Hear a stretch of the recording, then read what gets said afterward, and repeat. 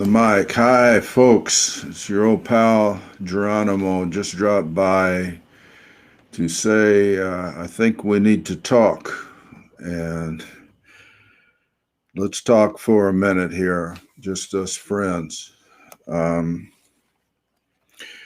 Tomorrow, being January 6th, it's a heavy day. I know they're today in Georgia, they are doing the voting for the senators. And let me change that light a little. Maybe that's better.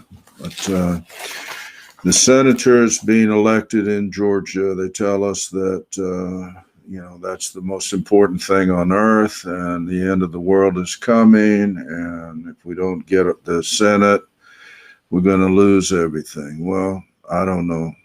I don't think so, because there's a lot more at stake than that. And I just wanted to talk between us friends here that things are getting down to the wire, and things are very wound up. Things are tight. There's a million people on their way to Washington, D.C. The mayor there has decided to close all hospitality to anybody there for whatever reasons. And there's going to be a big showdown tomorrow in the Congress. Supposedly, they're going to count the electoral votes. The vice president is going to have to make a big decision, all of this. And it's supposed to go as, it's supposed to be the popular vote is supposed to reign, and about the electors, or are the machines crooked, or is there something wrong with everything? So I had contemplated some of these things, and someone talked with me this morning and said they had watched a program. By the way, this Geronimo behind me here over my shoulder is a portrait of Geronimo, the great Apache warrior chief. He actually never lost a battle. He only surrendered in the end, became a prisoner voluntarily for the good of his people. So maybe that's what I want to talk about, and I'm not going to beat around the bush. I think for the good of the people, we're going to need some warriors to step up tomorrow. Not the warriors that you might think in the warrior term, but I mean brave people, men and women, to stand up for America, for what's right, for honesty, and for truth. And we're not built around party politics. That didn't create this country. That didn't build America out of the wilderness. It's not what the Pilgrims came across on a little wood boat to start a new country just so they can make political parties. I just think tomorrow is the time somebody's going to have to step up. And somebody brought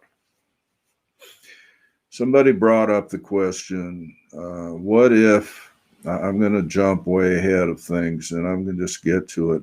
What if tomorrow the Speaker of the House does their fiduciary duty and stand up and speak as the representative of the other representatives of the people of the United States of America, and says, I do agree that there is cause to doubt the legitimacy of this election. There is enough evidence that something is wrong.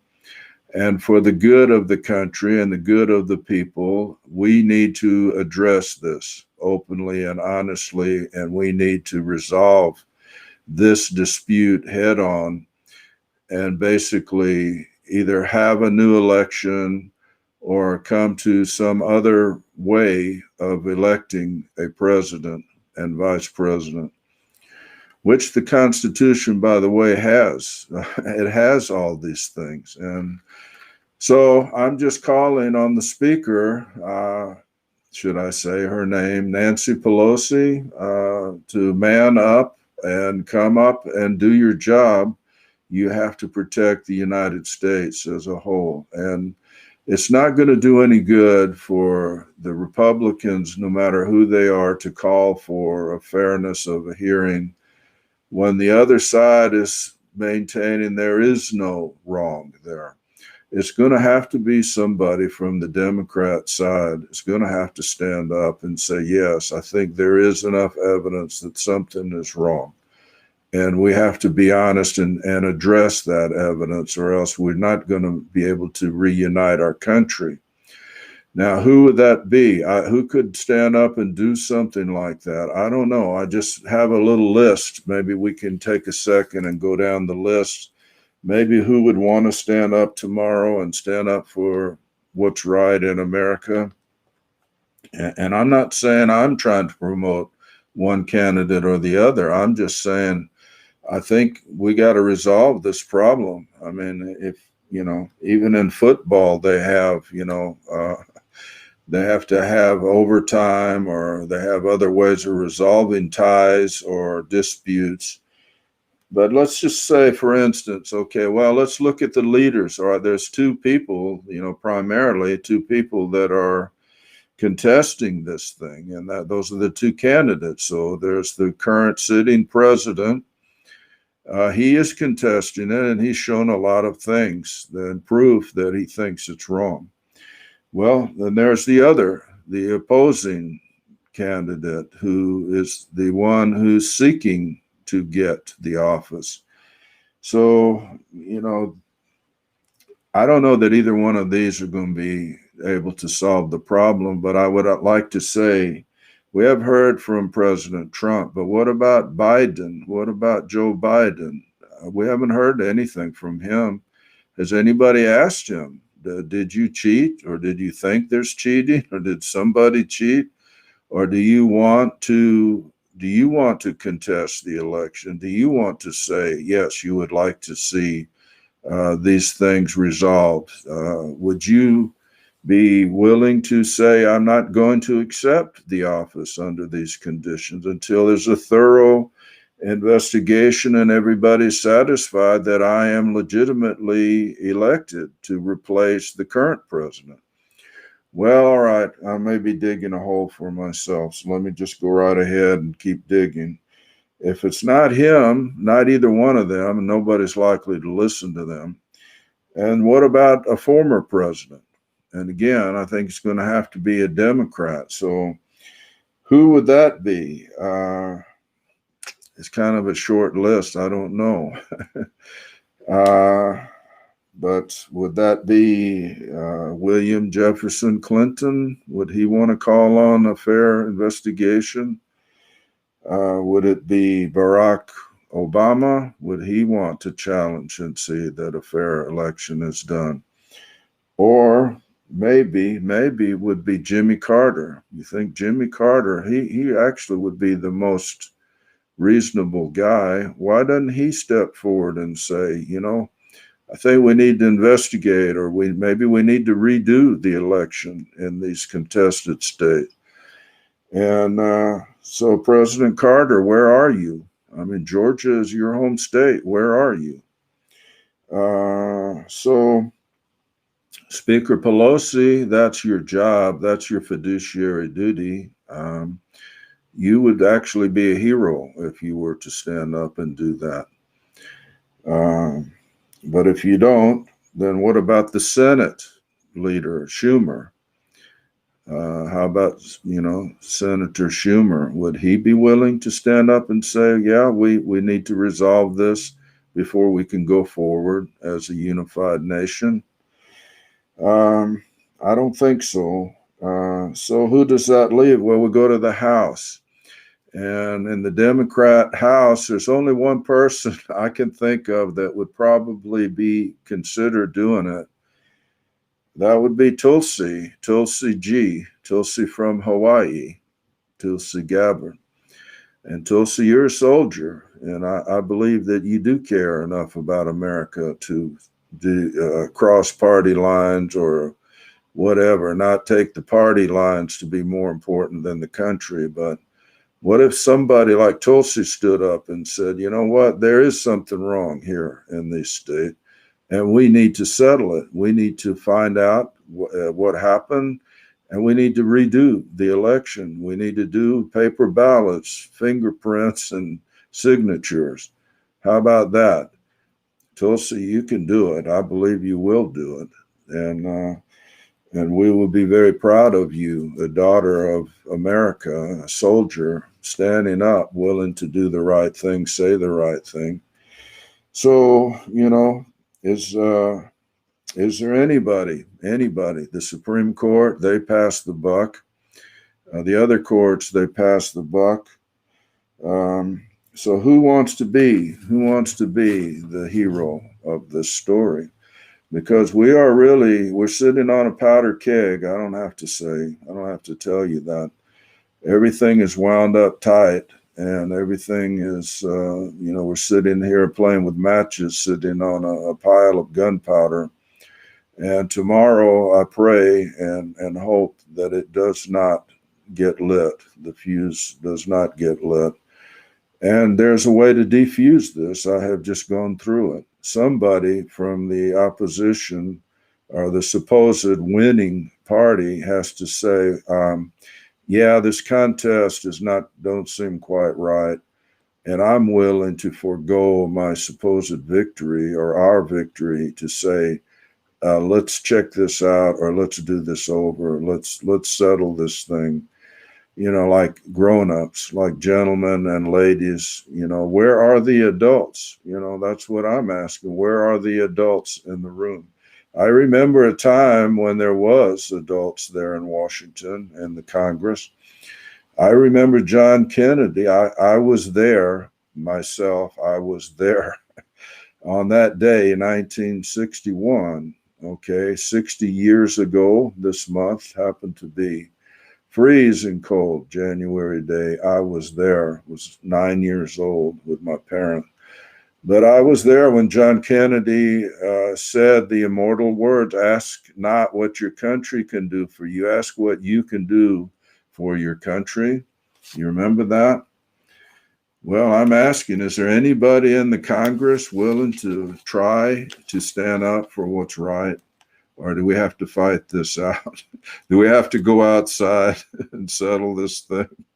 I mean, I don't know. I'm not promoting any kind of violence, but there's a way to head this off real fast, and that's for the so-called victorious side to admit there's something wrong with this whole election, and it needs to be redone in a different way, in a way that everybody will understand that it is the will of the people. Even though, by the way, the Constitution does not, I don't find it anywhere that the people directly vote and elect the president or the vice president. They just don't do it. It's not in there.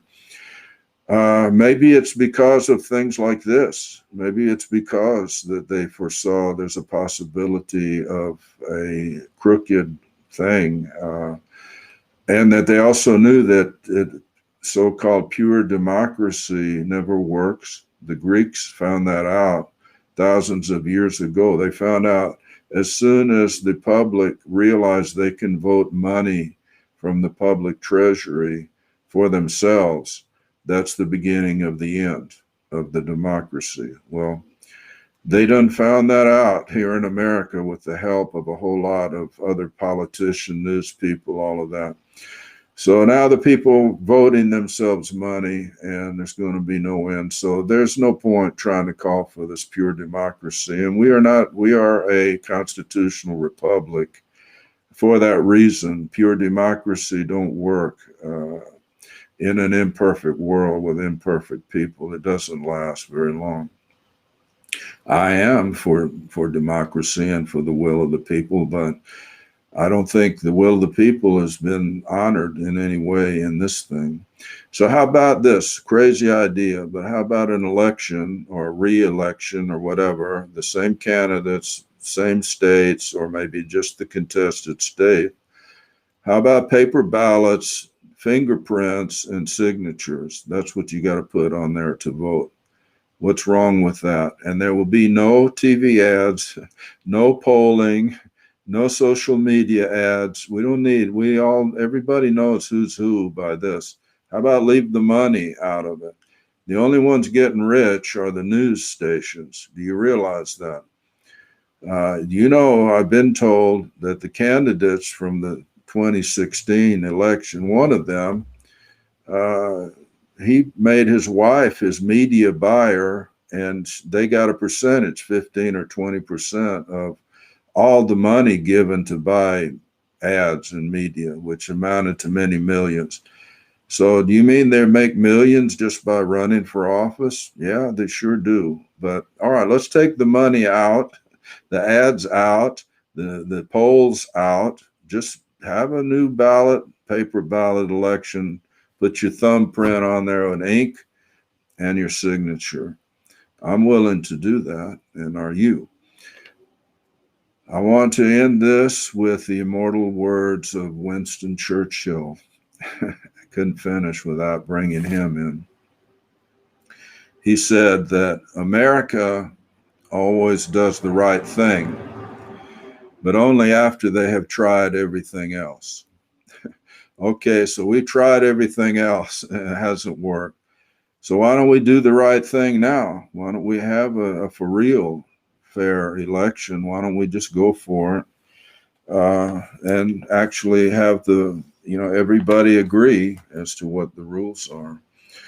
So one final thing. I would like to read this because everybody is thinking, well, we're going to just do whatever we got to do. And we hate one guy, we hate the other guy. Let me just put some words here from a very ancient manuscript, some wisdom. It says, "My son, if sinners entice thee, consent thou not. If they say, come with us, let us lay wait for blood. Let us lurk privily for the innocent without cause. Let us swallow them up alive as the grave, and whole as those that go down into the pit. We find all precious substance.